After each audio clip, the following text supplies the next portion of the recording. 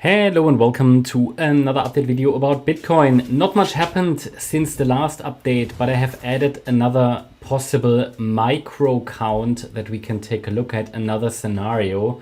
It's always worth having two scenarios here, and both are actually pointing to the upside as long as we're holding the micro support area here on the chart that I'm going to talk about in this video. The idea is, in the yellow count, this is unchanged. Again, I only want to focus on the short term here. Talked earlier today about the daily in the first video today. But the idea is that in the yellow scenario here, a third wave topped on the 21st of May. And now we are moving in this triangle pattern. Triangle might have completed here. Maybe it needs a little bit lower, but important is to keep the Elliott Wave triangle alive, which is an A, B, C, D, E structure. The price must hold and form a higher low above the 66,650 level. So any break below the C wave low is not allowed, it's not valid in an Elliott Wave triangle like this one. The price can drop below this newly added micro support area at 68,402. Yeah, no problem.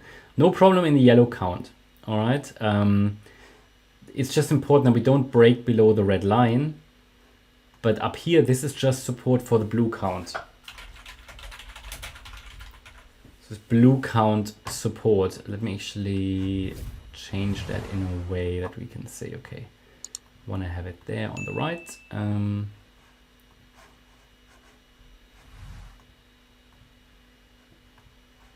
Here.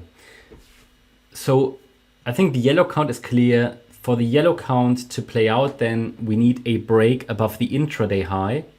So above 70,300, followed by a break above 70,650.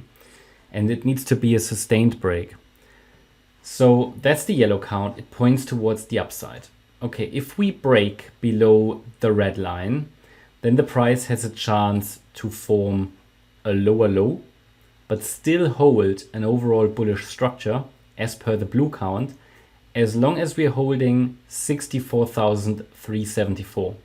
There are two additional levels here, 65,755 and 64,370. Both are relevant for an overall bullish perspective on the on the Bitcoin chart. Yeah, here short-term bullish, I should say. So basically both counts are looking at the wave 4, just different pathways this wave 4 can take, either from a triangle in a wave 5 rally or after an A, B, C structure. So here the count in blue would be A wave down, bottomed here on the 23rd of May around 66,300. Then this is an A, B, C structure in wave B. This is a new count, and then we could still drop down in wave C. To keep it very simple, we can say that the blue count,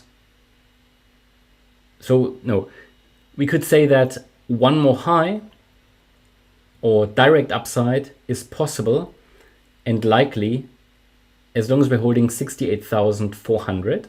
Okay, this is at least a support area where the price has an additional chance to turn around. Doesn't have to, because if we break below it, the next key level is the red line. All right, but if it turns around here, then I would be watching first for a rally to 70,933.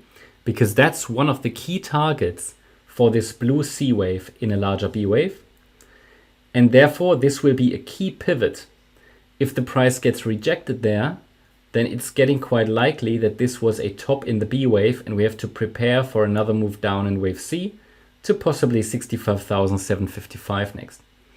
But if we can break above this key pivot, so it's basically blue count resistance. It's a key pivot.